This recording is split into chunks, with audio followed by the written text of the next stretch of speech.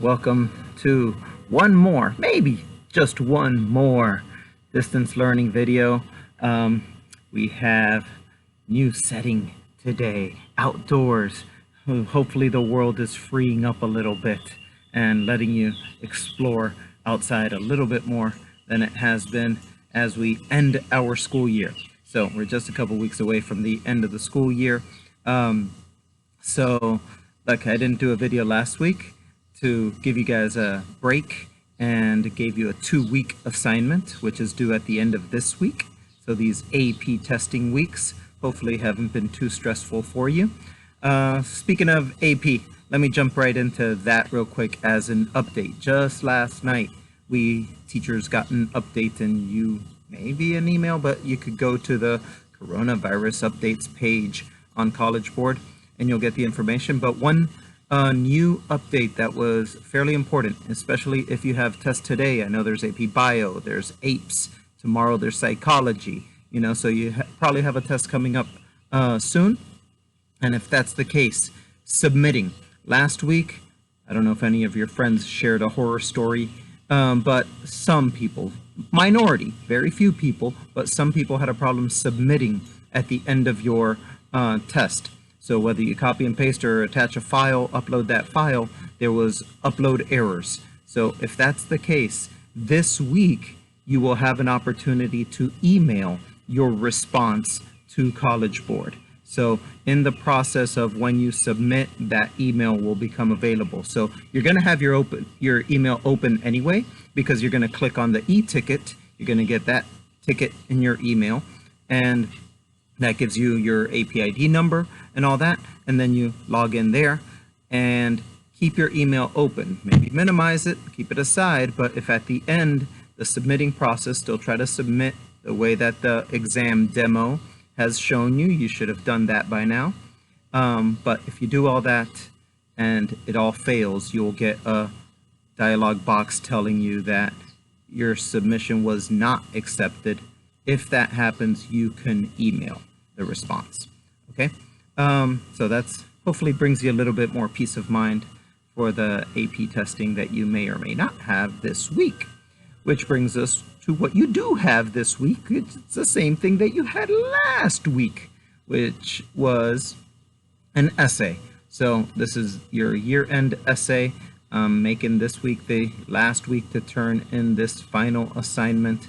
Gives me a little bit of time to read and grade all of these essays that you should be turning in this week, but it is loosely topicked COVID essay. Something in relation to either academically, how has COVID affected your learning at the end of this school year, socially with your friends, oh no, I can't see them, or, health-wise, your family. There's a lot of effects. I mean, your thoughts on a worldwide basis. Where are you with COVID?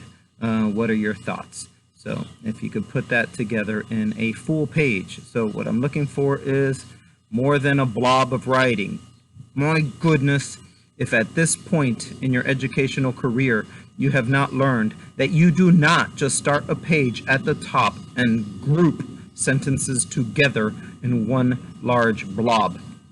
Organize your different topics into different paragraphs, and by doing that you'll have some structure. It doesn't have to be a 5-paragraph structure. That's not what I'm looking for, but you decide. Are you talking about one thing?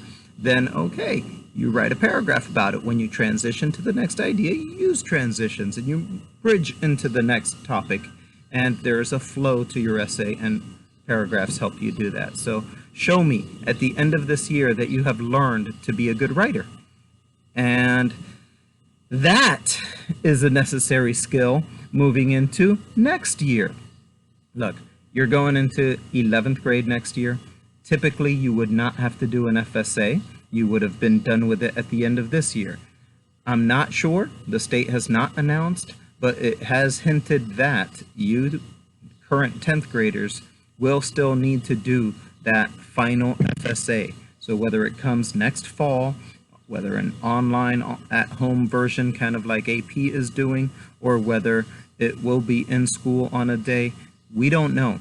But expect that you will still be tested on your English skills, and you must pass those in order to graduate. So don't slack on this. Continue learning. These Edgenuity assignments that we've done through these past weeks, you've had a teacher teach you skills. You have no excuse to say that, oh, they screwed up the year, therefore I shouldn't have to take a test. No, you should have learned, and you should continue learning over the summer. So the reality is that you probably didn't learn as much here at home in this fourth quarter than we would have at school. Actually, my 8th graders took an iReady test, and it was disappointing to see that they had made progress from the beginning of the year to the middle of the year to now at the end of the year they regressed in their reading. It's reality. I mean, you've been sitting at home, but know that reality and don't let yourself regress in your learning. Going into your junior year, your most important high school academic year, you gotta keep working this summer. Okay, so keep reading, find books to read, continue doing Edgenuity assignments, and just reviewing things that we had done from this year until the point that it was stopped. Practicing your writing. Keep being a student throughout the summer. It's on you. Sorry, but the world has dealt us these hands, and it does put more responsibility on you as it gives you more time and that opportunity to do with this time what is most beneficial to you. All right, so be ready to start next year, 11th grade, a hard academic year. Challenge yourself and rise up to that challenge. Okay, I mentioned briefly about reading more. I will post another video later this week on summer reading recommendations. You guys need to be reading nonfiction as well as fiction. You will have a summer reading assignment for your incoming class, your English class, regardless of what level English you're taking next year. So look for an update on that.